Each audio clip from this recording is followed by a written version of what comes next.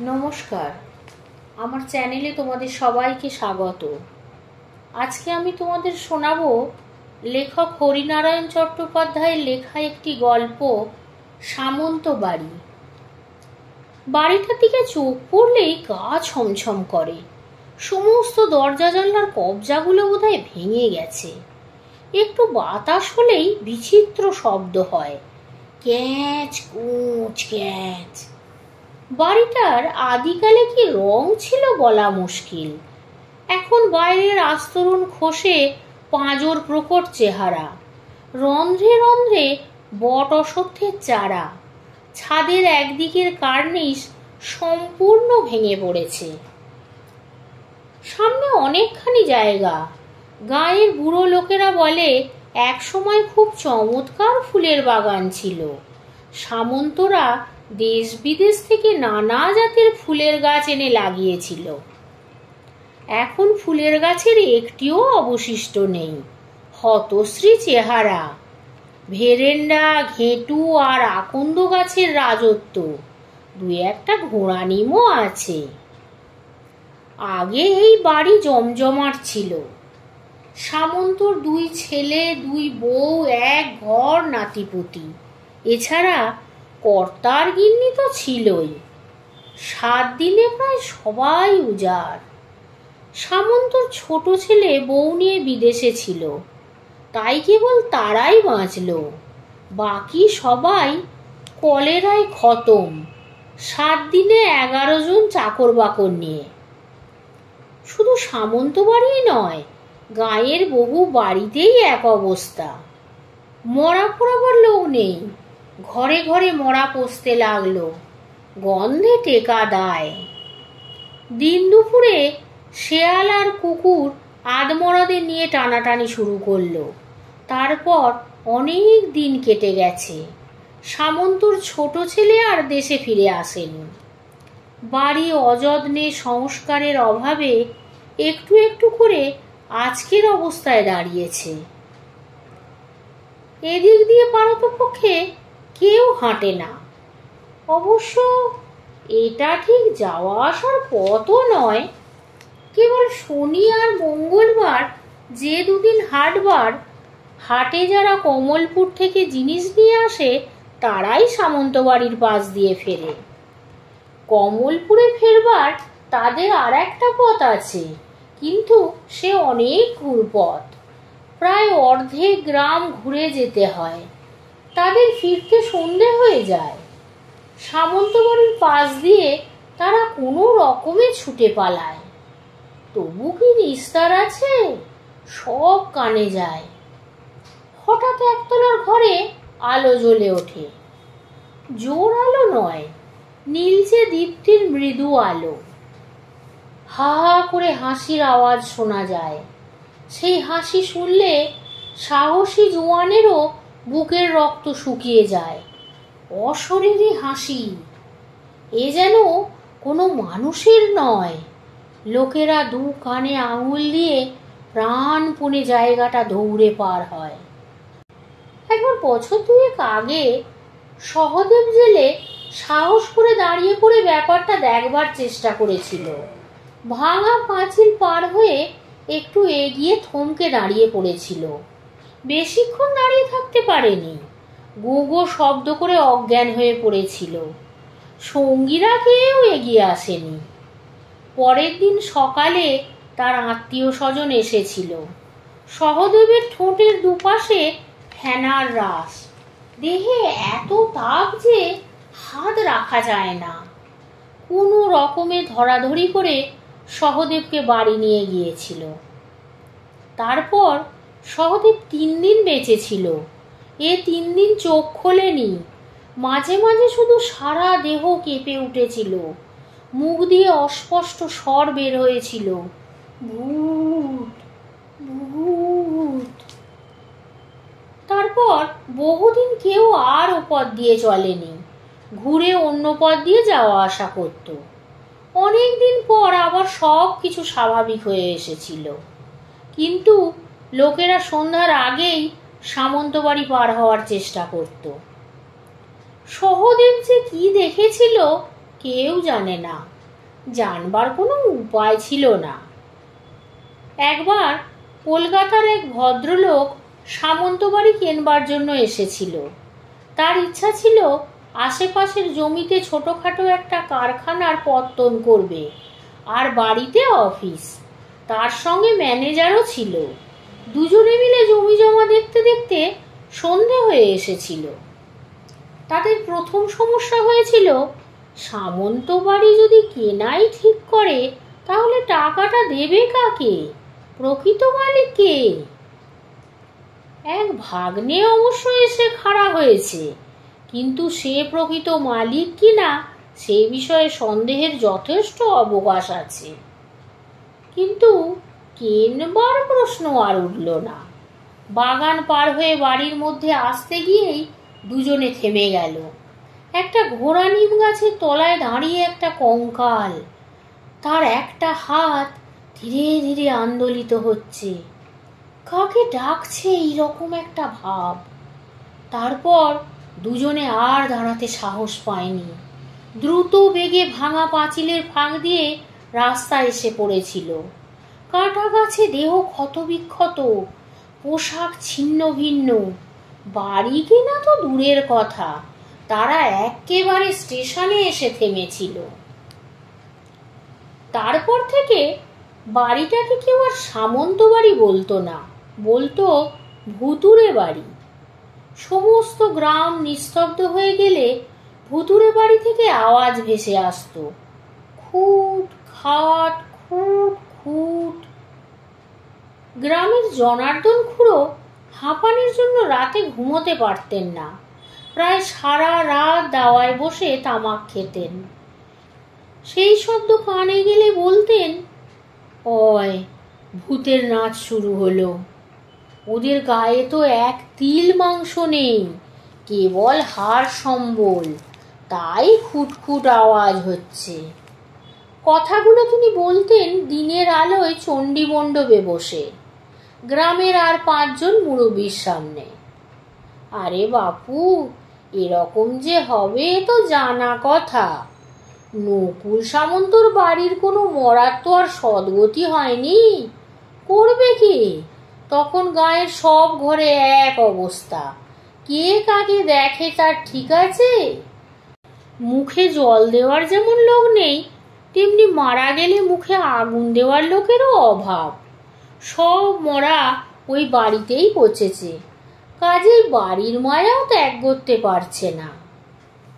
মুখুজ্জেতে ত্রিলোচনদা বললেন, এক কাজ করলে হয়। কি? পাড়ায় চাঁদা তুলে গয়ায় পিণ্ড দিয়ে এলে হয়। চাঁদার কথা শুনে হারু মজুমদার হঠাৎ, কে রে, কে আম গাছে ঢিল ছোড়ে, বলে পালিয়ে গেলেন। অন্য সবাই বললেন, উত্তম প্রস্তাব। বিধুবাবু প্রশ্নের খোঁচা তুললেন, কিন্তু গয়া যাবে কে, তার খরচ? জনার্দন খুড়ো সে সমস্যারও সমাধান করে দিলেন। কেন, পরাশর গার্ড রয়েছে, মাসে 2 বার তো সে গয়া যায়, তার হাতে টাকাটা তুলে দিলেই হয়। আর এক ঝামেলা, ওই বিধুবাবুই তুললেন। কিন্তু পিতৃপুরুষের নাম ধাম কিছু তো জানা নেই, পিণ্ডদান হবে কি করে?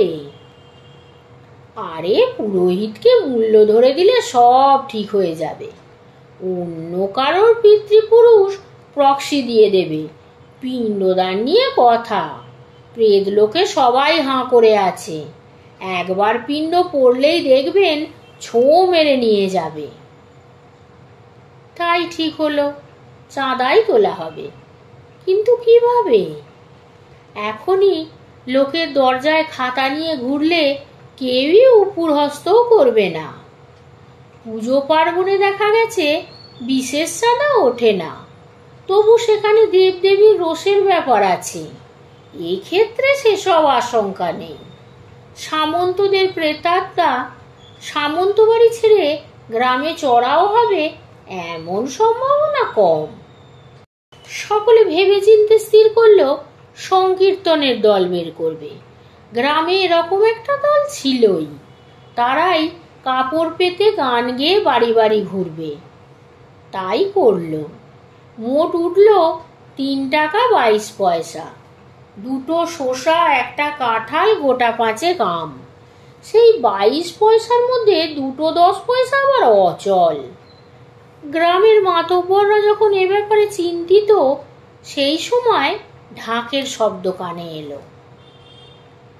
এখন আবার ঢাকের আওয়াজ কেন? পাল পার্বণের সময় নয়। শীতলা মনসা পুজো হলে মাতব্বররা আগেই জানতে পারতেন। সবাই উৎকর্ণ হয়ে রইলেন। গোটা 4 গরুর গাড়ি আলের পথ ধরে চলেছে। ঢাকের শব্দ আসছে প্রথম গরুর গাড়ি থেকে। মাতব্বররা এগিয়ে গেলেন। গরুর গাড়ির ছইয়ের উপর কাগজ লটকানো, দিগ্বিজয় যাত্রা পার্টি, প্রোপাইটার পশুপতি ধারা। এক গ্রাম থেকে বায়না সেরে কালনা ফিরে যাচ্ছে। ঢাকের আওয়াজ হচ্ছে বিজ্ঞাপন। পথে যদি কেউ বায়না করে তাই।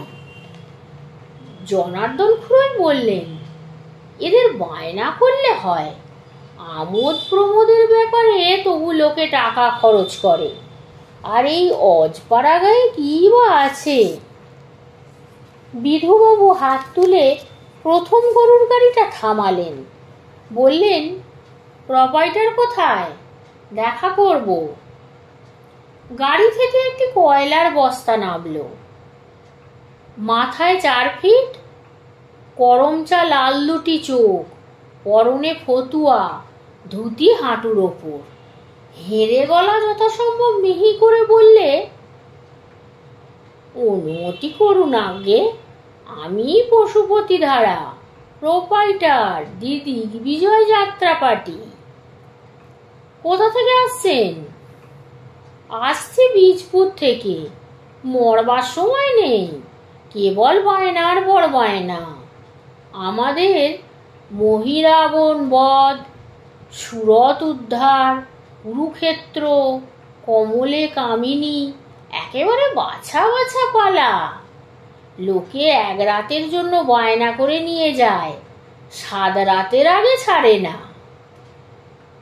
আপনাদের রেট কিরকম? পশুপতি ধারা এদিক ওদিক চোখ ফিরিয়ে বলল, এখানে কোথাও বসবার জায়গা নেই আগে। এসব বৈষয়িক কথাবার্তা এভাবে দাঁড়িয়ে। কাছেই একটা বট গাছ ছিল, তলায় লাল সিমেন্ট দিয়ে বাঁধানো। বিধুবাবু বললেন, আসুন পশুপতি বাবু, এখানে বসা যাক। সকলে মিলে বট গাছটার তলায় বসল। আমাদের রেট আনতে 200 টাকা। পশুপতি কাজের কথা পারল। ত্রিলোচন বাবু চোখ কপালে তুললেন। বলেন কি, এ টাকায় তো কলকাতার দল আনা যায়। পশুপতি ধারা 2 হাতে পেট চেপে ধরে হাসতে হাসতে বললে, কলকাতার দল আর আমার দলে তফাৎটা কোথায়? আপনারা পালা দেখুন, তারপর টাকা দেবেন। অনেক দর কষাকষির পর 100 টাকায় রফা হলো। 100 টাকা, আর পালা ভালো লাগলে প্রোপাইটারকে পান খেতে আরো 10। পশুপতি দ্বারা হাঁক দিল, বিজে, হেই বিজে। সারসের মতো লম্বা শীর্ণকায় এক ছোকরা লাফ দিয়ে গরুর গাড়ি থেকে নামলো। গজগজ করতে করতে বলল, বিজে বিজে, কেন আমার কি একটা ভালো নাম নেই? পশুপতি ধারা বলল, বাবুদের খান কয়েক প্রোগ্রাম দিয়ে দে। শীর্ণকায় পকেট থেকে প্রোগ্রামের বান্ডিল বের করে গোটা 4 প্রোগ্রাম বিলি করল। পশুপতি ধারা সকলকে একবার দেখে নিয়ে বলল, ওতে আমাদের ঠিকানা আছে, একটা পোস্ট কার্ড ফেলে দিলেই পেয়ে যাব। যেদিন আপনাদের দরকার তার অন্তত মাসখানেক আগে আমাকে জানাবেন, নইলে সম্ভব হবে না। বায়নার পর বায়না কি না? জনার্দন খুড়ো বললেন, আমরা এ মাসের শেষে ধরুন 17তেই রাত্রে চাই। শনিবার আছে। শহরে যেসব বাবুরা কাজ করে সবাই বিকালে চলে আসবে, আসর ভরে যাবে। কোন পালাটা আপনাদের ভালো? বললাম যে আমাদের সব পালাই এক্সেলেন্ট। এক্সেলেন্ট, জনার্দন সংশোধন করে দিলেন। ওই আজ্ঞে, আসরে বাবুরা বলেন কি না।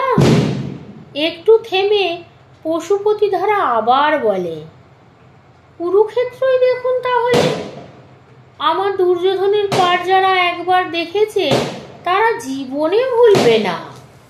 আসরে হইচই পড়ে যায়।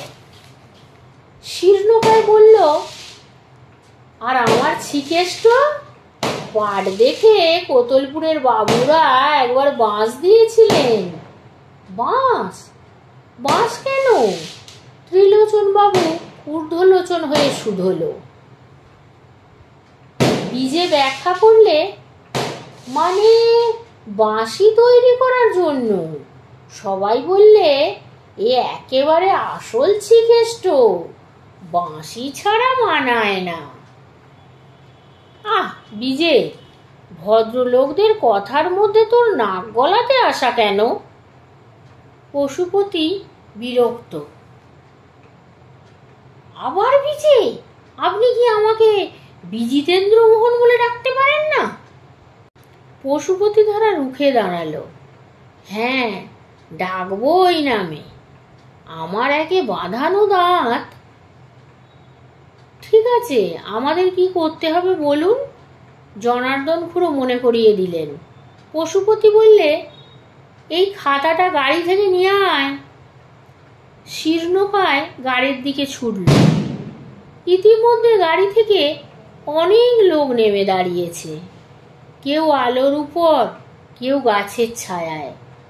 খেরো বাঁধানো লাল খাতা এলো। গ্রামের তরফ থেকে জনার্দন খুড়োই সই করলেন। তখন পশুপতি ধারা বলল, এবার কিছু অগ্রিম দিতে হবে আজ্ঞে। অগ্রিম? এই রেওয়াজ। গ্রামের মাতব্বররা নিজেদের মধ্যে পরামর্শ করলেন। বিধুবাবু বললেন, কার কাছে কত আছে? উড়িয়ে বাড়িয়ে 5 টাকা হলো। সেই 5 টাকাই জনার্দন খুড়ো এগিয়ে দিলেন। বললেন, নিন, আগাম রাখুন।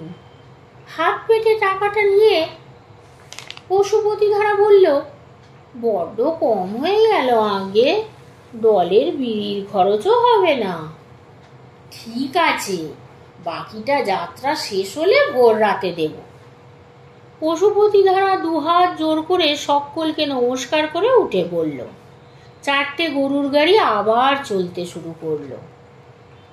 গ্রামের মাতব্বররা কোমর বেঁধে চাঁদা আদায় শুরু করলো। তারা ঠিক করেছিলেন, কোনো রকমে 150 টাকা যদি ওঠাতে পারেন তাহলে যাত্রাপাটিকে 100 টাকা দিয়ে 50 টাকা থাকবে পিণ্ডদানের জন্য। বরাত ভালো, প্রায় 200 টাকা উঠে গেল। প্রথমে অনেকেই ভেবেছিল টাকা পয়সা দেবে না, ভিড়ের মধ্যে দাঁড়িয়ে যাত্রা শুনবে। তারপর যখন শুনলো কড়াকড়ি ব্যবস্থা হবে, বিনামূল্যে দেখার সুবিধা নেই, তাছাড়া উদ্বৃত্ত অর্থ গয়ার পিণ্ডদানে খরচ হবে, তখন আর দ্বিরুক্তি করল না। জনার্দন খুড়ো প্রোপাইটারকে পোস্টকার্ড ছেড়ে দিলেন। যেখানে হাট বসে, বিলের ধারের মাঠ, সেখানটাই পরিষ্কার করা হলো যাত্রার আসরের জন্য। পাড়ার উৎসাহী ছেলেরা গাছে গাছে হাতে লেখা পোস্টার আটকে দিল। আসিতেছে, আসিতেছে, আসিতেছে, বহুদিন পরে আনন্দ সংবাদ। দিগ্বিজয় যাত্রাপাটির যুগান্তকারী সৃষ্টি কুরুক্ষেত্র, আগামী 17ই বৈশাখ হাটতলার মাঠে। সবই ঠিক হলো, শুধু একটু ভয় ছিল। কাল বৈশাখীর সময় ঝড় বৃষ্টি হলেই মুশকিল। তবে একটা ভরসার কথা এই যে এবার ঝড় বৃষ্টির জোর কম। আসরের দিন তিনেক আগে পশুপতিধারা একবার সরজমিনে তদারকে এলেন। পোস্টার দেখে একটু গম্ভীর, বলল, সবই করলেন, প্রোপাইটারের নামটা দিলেন না। দিগ্বিজয় যাত্রা পার্টির পরিচয়ই তো এই পশুপতিধারা। তারপর যাত্রার আসর কোথায় হবে, কোথায় সাজঘর সব দেখল। জনার্দন খুড়োকে বলল, খাবার ব্যবস্থা কি হবে? আমাদের লুচি মাংস ছাড়া গলা খোলে না। জনার্দন খুড়ো পরিষ্কার বললেন, লুচি মাংস পারবো না, ঢালাও খিচুড়ির বন্দোবস্ত করব, তার সঙ্গে মাছ ভাজা। আপনাদের লোক কজন? তা সব নিয়ে 27 জন। ঠিক আছে, অসুবিধে হবে না। আরম্ভ করবেন 9টায়? 9টায় নয়, 10টা। 10টা থেকে ভোর 4টে, একেবারে জমজমাট ব্যাপার। দেখবেন এই সময়ের মধ্যে লোকে হাঁ করতে ভুলে যাবে, বিশেষ করে মহামানী দুর্যোধনের পাঠ দেখে। দুর্যোধনের পাঠ কে করে? পশুপতিধারা পেঁচিয়ে পেঁচিয়ে হাসলো, কোনো উত্তর দিল না। 17ই বৈশাখ, 10টায় যাত্রা আরম্ভ। 7টা থেকে হ্যারিকেন হাতে লোক আসতে শুরু করলো দলে দলে। ভিন গাঁয়ের লোকেরাও এসে ভিড় করলো, তাদের আটকানো গেল না। যাত্রার লোকেরা সাজতে শুরু করেছিল 6টা থেকে। নির্বিবাদে সাজবার জো আছে? গাঁয়ের ছেলের পাল সাজঘরে উকিঝুঁকি দিয়ে বিরক্ত করছিল। দুর্যোধনের গৌপি পাওয়া গেল না, পাড়ার কোন ছেলে সরিয়ে ফেলেছিল। আবার গোফের ব্যবস্থা হলো। প্রায় সকলের সাজ হয়ে যেতে পশুপতিধারার খেয়াল হলো, আরে বিজেটা গেল কোথায়? তার চিকেস্টোর মেকআপ বেশ টাইম নেবে। খোঁজ খোঁজ, এদিক সেদিক সবাই খুঁজতে লাগলো। বেশ কিছুক্ষণ পর পাওয়া গেল। গাঁয়ের এক ছেলেই আবিষ্কার করলো, এক পাকুড় গাছতলায় নিশ্চিন্তে নিদ্রা যাচ্ছে। পশুপতিধারা প্যাকিং বাক্সের উপর বসে বিড়ি খাচ্ছিল। খবর শুনে তেতে লাল, বললে, বালতি করে জল নিয়ে বিজেটার মাথায় ঢেলে দাও, নিঘাত গাঁজা টেনে মরেছে। জল ঢালতে হলো না। দুঃশাসন আর ভীম তার দুটো হাত ধরে হ্যাঁচকা টান দিয়ে তুলল। বিজে জড়ানো গলায় বলল, এ কি বাবারে, স্বর্গীয় অশান্তি। বিষ্টুর সঙ্গে একটু প্রাইভেট কথা বলছিলাম, তাতেও বাধা। অবশ্য কিছুক্ষণের মধ্যেই বিজে ধাতস্থ হলো, মেকআপ নিতে বসে গেল। 10টায় প্লে আরম্ভ হওয়ার কথা, শুরু হলো 10:30টায়। যাত্রা বেশ জমে উঠেছিল। দুর্যোধন বারদুয়ে হাততালি পেল। তা পশুপতিধারাকে মানিয়েছে চমৎকার, বাজখাই গলায় খুব চেঁচাচ্ছে। গোলমাল শুরু হলো শ্রীকৃষ্ণ আসরে ঢুকতে। ঢোকা ঠিক নয়, শ্রীকৃষ্ণ শুয়েই ছিল, পায়ের কাছে অর্জুন আর শিয়রে দুর্যোধন। পালায় আছে শ্রীকৃষ্ণ। কপট নিদ্রা ত্যাগ করে উঠে প্রথমে অর্জুনকে দেখতে পাবে, যদিও দুর্যোধন আগে থেকেই বসে আছে। কনসার্ট চলছে, বেশ কিছুক্ষণ কেটে গেল। শ্রীকৃষ্ণের ওঠার কোনো লক্ষণই নেই। লোকেরা অধৈর্য হয়ে উঠছে। দুর্যোধন সামনের দিকে ঝুঁকে পড়ে প্রমাদ গুনল, কপট নয়, শ্রীকৃষ্ণের আসল নিদ্রা চলেছে। নাসিকা গর্জনের শব্দ পাওয়া যাচ্ছে। কনসার্টের জন্য সে আওয়াজ অবশ্য আসরে পৌঁছচ্ছে না, কনসার্ট থামলেই শোনা যাবে। ফিস ফিস করে দুর্যোধন বলল, এই বিজে, বিজে, উঠবি নাকি? লোকে কতক্ষণ বসে থাকবে? শ্রীকৃষ্ণ গভীর নিদ্রামগ্ন। দুর্যোধন আর পারল না। এভাবে চললে তো রাত কাবার হয়ে যাবে। কুরুক্ষেত্র যুদ্ধটা আর হবে কখন? হাতটা বাড়িয়ে শ্রীকৃষ্ণের ঘাড়ে মোক্ষম এক চিমটি কাটল সে। ওরে পাপ, কি ছারপোকা! ঘুমোবার উপায় আছে? শ্রীকৃষ্ণ লাফ দিয়ে উঠল। সারা আসর হেসে খুন।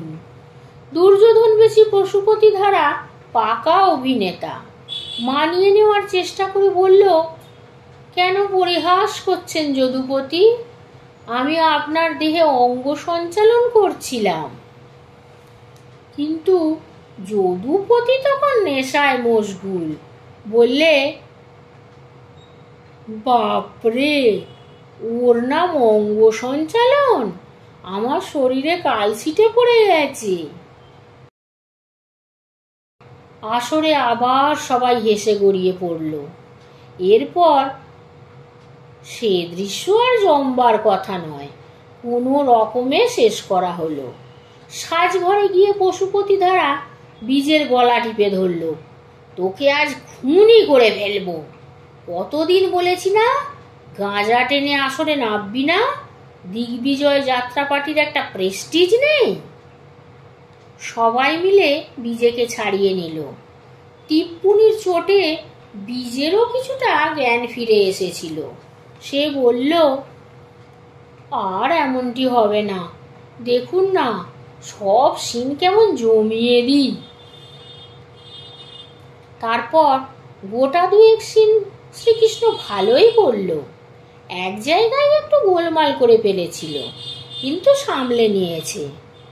সেই যেখানে অর্জুন মুহ্যমান সামনে আত্মীয় কুটুম্ব দেখে কিছুতেই লড়াই করতে চাইছে না, আর শ্রীকৃষ্ণ তাকে উত্তেজিত করছে, তাতেও সফল না হয়ে জ্ঞানের বাণী আওড়াবে, সেই দৃশ্যটায়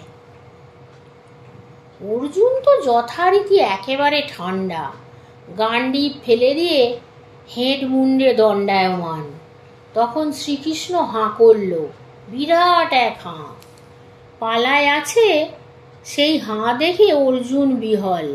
সৃষ্টি লয় সব কিছু সেই মুখের গহ্বরে। সব কিছুর কারণ শ্রীকৃষ্ণ, অর্জুন নিমিত্ত মাত্র। এইখানে অর্জুনের বেশ লম্বা বক্তৃতা ছিল। শ্রীকৃষ্ণ, কি দেখছো? বলার পর অর্জুন পোজ নিয়ে দাঁড়িয়েছিল, মুখের বিস্মিত ভঙ্গি করে। বিশ্বরূপ দর্শন করছে, কিন্তু শ্রীকৃষ্ণের নেশা বোধহয় তখনও পুরো কাটেনি। তাই সে আবার বলল, কি দেখছো ধনঞ্জয়? টনসিল? বলেই তার চেতনা হলো। সামলে নিয়ে নিজের পাঠ বলতে আরম্ভ করলো। ভাগ্য ভালো, জোর বাজনা চলায় টনসিলটা আসরের কেউ শুনতে পেল না। এই সিনটা উদরে গেল। এরপর শ্রীকৃষ্ণের লম্বা বিরাম। দুর্যোধনের উরুভঙ্গের সিন, তাকে আসরে নামতে হবে। ভীমকে ইঙ্গিত করবে দুর্যোধনের উরুতে অন্যায়ভাবে গদা দিয়ে আঘাত করতে। গরম পড়েছে অসহ্য, গাছের একটি পাতাও নড়ছে না। ময়ূরের পাখা লাগানো মুকুটটা খুলে রেখে বীজে একটা টুলের ওপর বসলো। একটা হাত পাখা নিয়ে নিজেকে বাতাস করতে লাগলো। ঠিক সেই সময়ে সামনে দ্রৌপদী। তার আর বিশেষ পার নেই, একেবারে শেষ সিনে শুধু দাঁড়ানো। দ্রৌপদীর হাতে কলকে। শ্রীকৃষ্ণের দিকে ফিরে বলল সে, হবে নাকি এক ছিলে? বীজের মনশ্চক্ষে পশুপতি ধারার মূর্তি ভেসে উঠল। সে মাথা নেড়ে বলল, না ভাই, পাট গোলমাল হয়ে যাবে। দ্রৌপদী হেসে উঠল, দূর চাষা কোথাকার, এতে পাট আরো খোলে, গলার আওয়াজ ভরাট হয়। তাই নাকি? তবে দাও এক টান টানি। বলে শ্রীকৃষ্ণ হাত বাড়িয়ে কলকেটা নিল। একটার নয়, বেশ কয়েক টান দিয়ে দ্রৌপদীকে যখন কলকেটা ফেরত দিল তখন শ্রীকৃষ্ণের অবস্থা কাহিল। তার ধারণা হলো সে গাঁয়ের জমিদার, দণ্ডমুণ্ডের কর্তা। তারই আনন্দের জন্য সখীরা নাচ গান করছে। বেশিক্ষণ চোখ খুলে থাকতেও পারল না, চোখ বুজে ফেলল। হঠাৎ মনে হলো কে যেন তাকে জোরে জোরে ধাক্কা দিচ্ছে। অস্পষ্ট কণ্ঠস্বর, এই বিজে, তোর সিন আসছে রে, গুরুভঙ্গের সিন। বিজে চোখ খুলল। নে ও, গদা যুদ্ধ শুরু হয়ে গেছে। ঠক ঠকাস ঠক। ভীম আর দুর্যোধন গদা যুদ্ধ চালিয়েছে, সেই সঙ্গে আস্ফালন। এতক্ষণে বিজে উঠে দাঁড়ালো। বিজেকে উঠে দাঁড়াতে দেখে যে ধাক্কা দিয়েছিল সে সরে গেল। দাঁড়িয়ে উঠে বিজের মাথাটা বড় হালকা লাগলো। মাথায় শিখিপুচ্ছ শুদ্ধ মুকুট ছিল, সেটা খেয়াল হলো। সামনে থেকে মুকুটটা তুলে নিয়ে মাথায় পড়ে শ্রীকৃষ্ণ দ্রুত পায়ে আসরে গিয়ে দাঁড়ালো। সঙ্গে সঙ্গে হা হা হো হো করে দর্শকদের মধ্যে যেন হাসির বন্যা বইতে লাগলো। থামবার কোনো লক্ষণই দেখা গেল না। এই ঘোরতর গদাযুদ্ধে হাসির কি খোরাক থাকতে পারে সেটা ভীম আর দুর্যোধনের কেউই বুঝতে পারল না। গদা যুদ্ধটা খুব জমেছিল। আসর একেবারে নির্বাক, সূচ পড়লেও বুঝি শব্দ শোনা যেত। কায়দা করে দুর্যোধন গদাটা তুলে কয়েক পা পিছিয়ে গেল হাসির কারণ জানবার জন্য। শ্রীকৃষ্ণের দিকে দৃষ্টি পড়তেই দুর্যোধনের দুটি চোখ ছানা পড়ার সাইজ হয়ে গেল। ছলনাময় শ্রীকৃষ্ণ দাঁড়িয়ে দাঁড়িয়ে মৃদু মৃদু হাসছে, মাথায় প্লাস্টিকের বালতি। যাত্রার শেষে মুখের রং তোলবার ব্যবস্থা। গোটা দিনে বালতি বসানো ছিল, দরকারের সময় পুকুর থেকে জল নিয়ে আসতে হবে। নেশার ঘোরে শিখিপুচ্ছের মুকুট ভেবে বীজের নীল রঙের প্লাস্টিকের বালতিটাই মাথায় পড়েছে। এই সিনে দুর্যোধনের দারুণ পাঠ। পশুপতি ধারা 3 বার যে মেডেল পেয়েছিল এই সিনের জন্যই পেয়েছিল। শ্রীকৃষ্ণের ইঙ্গিতে ভীম অন্যায়ভাবে তার উরুভঙ্গ করবে, সেই সময় শ্রীকৃষ্ণকে প্রতারক, মিথ্যেচারী, কপট, ঈশ্বর নামের কলঙ্ক প্রভৃতি বলে দুর্যোধন দীর্ঘ বক্তৃতা দেবে। সারা আসর হাততালিতে ফেটে পড়ে। হতভাগা বীজের জন্য সব মাটি। দুর্যোধন আর পারল না, গদা উঁচিয়ে বলল, তবে রে কুষ্মাণ্ড, আজ তোর একদিন কি আমার একদিন, তোকে খুন করে ফাঁসি যাব। গদাটা তুলোর নয়, পশুপতি ধারা অনেক যত্ন করে কাঠের গদা তৈরি করিয়েছেন, তার উপর কালো রঙের প্রলেপ। বীজে জানে ওই গদার এক ঘা পিঠে পড়লে মেরুদণ্ড একেবারে ছাতু হয়ে যাবে। বীজে উড়ে বাবারে মেরে ফেলবে রে বলে ঝাঁপ দিয়ে এক আসরে পড়ল। জনার্দন খুড়ো আর বিধুবাবু বসেছিলেন মঞ্চের সামনের দিকে। দুজনের মাঝখানে গড়গড়া। নলটা জনার্দন খুড়োর কোলের উপর, বীজে গিয়ে পড়ল গড়গড়ার উপর। গড়গড়া কাত কোলকে ছিটকে পড়ল বিধুবাবুর ফতুয়ার ওপর। তুবড়ির মতন আগুনের ফুলকি ছড়িয়ে পড়ল। ওরে বাপরে বলে বিধুবাবু লাফাতে আরম্ভ করলেন। বীজে ততক্ষণে পগার পার। পশুপতি ধারাও ছাড়বার পাত্র নয়। গদা ঘোরাতে ঘোরাতে স্বগর্জনে তার পিছনে ছুটল। গাঁয়ের মাতঙ্গিনী দিদি তখন গোলমেলে ব্যাপার দেখে সরে পড়বার চেষ্টা করছিল। তার পক্ষে সরে পড়া একটু কষ্টকর, কারণ ওজন প্রায় 3.5 মণ। রাস্তা দিয়ে গেলে দূর থেকে মনে হতো যেন একটা জ্বালা গড়াতে গড়াতে চলেছে। ছেলেরা একবার তাকে শহরে নিয়ে গিয়েছিল সিনেমা দেখানোর জন্য, কিন্তু টিকিট কেটে বিপদ, মাতঙ্গিনী একটা সিটে ধরে না। নানান রকম কসরত করার সত্ত্বেও হলো না। তারপর ম্যানেজারকে বলে একটা টুলের ব্যবস্থা করা হয়েছিল। সেই মাতঙ্গিনীর সঙ্গে পশুপতি ধারার ধাক্কা। দুজনে দুদিকে ছিটকে পড়ল। ধুলো ঝেড়ে পশুপতি ধারা যখন উঠে বসলো, তখন বিজে খানিকটা এগিয়ে গেছে। মাতঙ্গিনীর মুখ দিয়ে গালাগালির ফোয়ারা ছুড়ল। মুখ পড়া, চোখের মাথা খেয়েছিস, ভীমের সঙ্গে লড়ছিলি, নেমে এসে মেয়ে মানুষের সঙ্গে লড়াই করতে লজ্জা করে না? লড়বি তো আমাকেও একটা গদা দে, দেখি তোর কত হিম্মত। এসব কথা পশুপতি ধারা কানে নিল না। এখানে দেরি হলে বিজেটা চোখের আড়ালে চলে যাবে। গদা ঘোরাতে ঘোরাতে পশুপতি ধারা ছুটল। বিজে দাঁড়িয়ে একটু দম নিচ্ছিল। হঠাৎ পশুপতি ধারাকে আসতে দেখে সে আবার ঊর্ধ্বশ্বাসে দৌড়ল। সামনেই সামন্ত বাড়ি। ভিতর থেকে শব্দ আসছে, খুট খুট খুট। সামন্ত বাড়ির ভৌতিক ব্যাপার সম্বন্ধে বিজের কিছুই জানা ছিল না। সে দিক বিদিক জ্ঞান শূন্য হয়ে ভাঙা পাঁচিলের মধ্যে দিয়ে ভেতরে ঢুকে পড়ল। পিছনে গদা হাতে পশুপতি ধারা। দরজাটা বোধহয় ভেজানো ছিল, ঠেলতেই খুলে গেল। এদিকে যাত্রার আসরে বিরজা মল্লিক বসেছিল, থানার অফিসার ইনচার্জ। অর্জুন, কুন্তি আর দ্রৌপদী তাকে এসে ধরল। স্যার, বিজেকে বাঁচান, প্রোপাইটার খেবলে জ্ঞান থাকে না, একেবারে খতম করে দেবে, আপনি দয়া করে উঠুন স্যার। বিরজা মল্লিক উঠল। শুধু ওঠা নয়, ছুটতে আরম্ভ করলো। বিরজা মল্লিক ছুটতে যাত্রার আসরে পিছনে বসা দুজন পুলিশও ছুটল। স্যারের পিছনে ছোটা তাদের চিরকালেরই অভ্যাস। সামন্তবাড়ির সামনে এসে বিরজা মল্লিক একটু ইতস্তত করল। তারপর বিজে আর পশুপতিকে ঢুকতে দেখে ঢুকে পড়ল। অগত্যা পুলিশ দুজনও। বিজে ঢুকতেই দেখল সামনে একটা কঙ্কাল। কঙ্কালের দুটো চোখে আগুনের শিখা। কঙ্কাল ঠেলে বিজে পিছনে চলে গেল।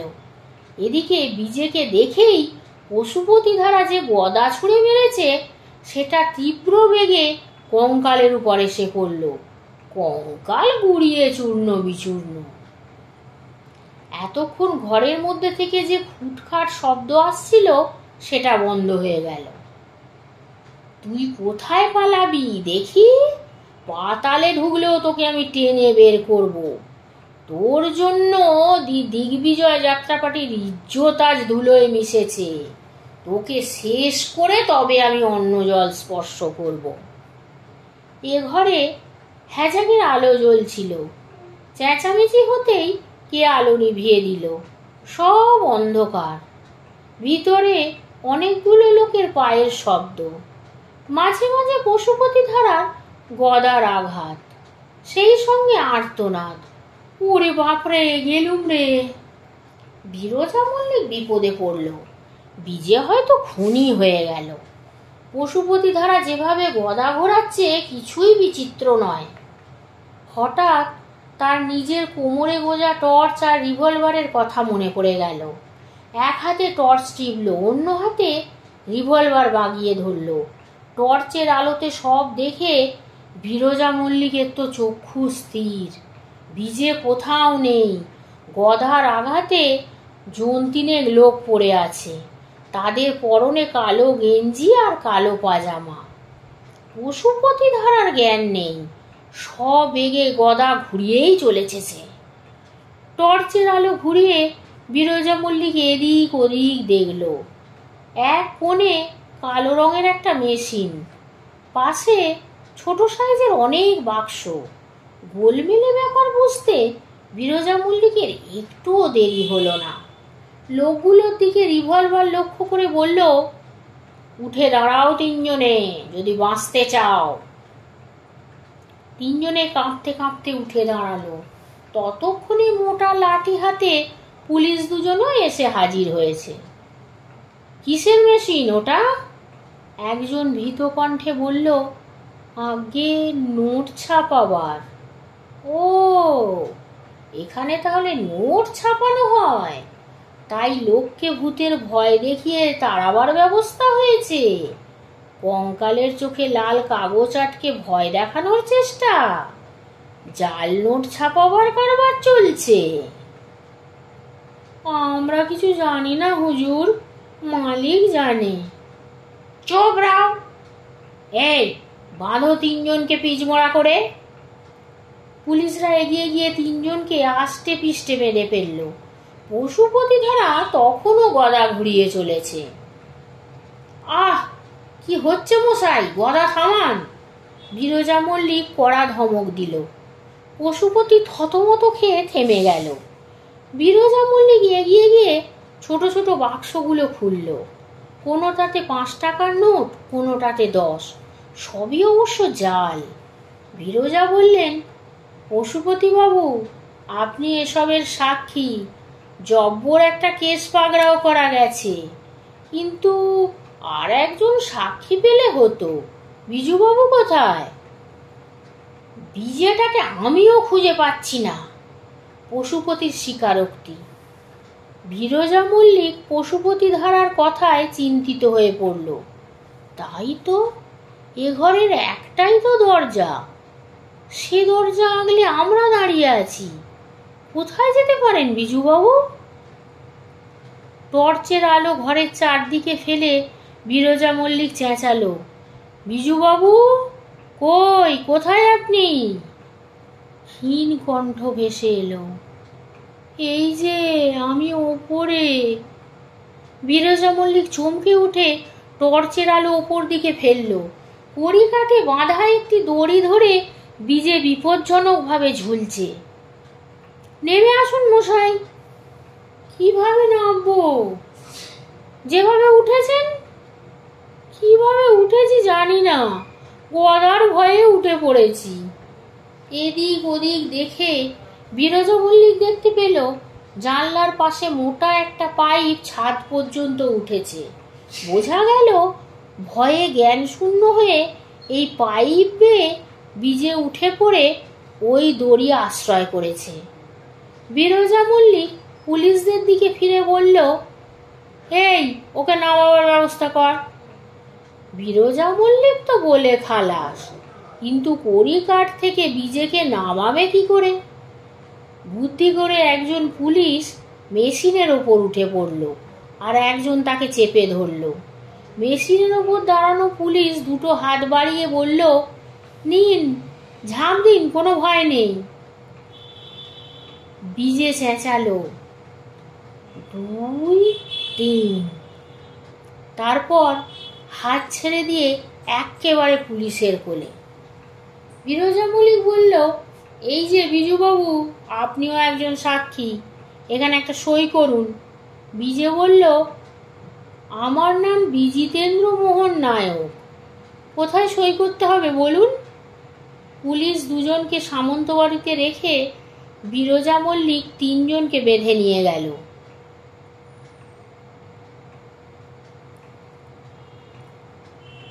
পুলিশ দুজনকে সামন্তবাড়িতে রেখে বিরজা মল্লিক তিনজনকে বেঁধে নিয়ে গেল। পিছন পিছন পশুপতি ধারা আর বিজে। কিছুটা এসে পশুপতির খেয়াল হলো, আরে, আমার গদাটা ফেলে যাচ্ছি যে, আমার এত সাধের গদা। বিজে বলল, আর আমার সিকি পুচ্ছ, মানে প্লাস্টিকের বালতি। আজকের গল্পটি এখানেই শেষ হলো।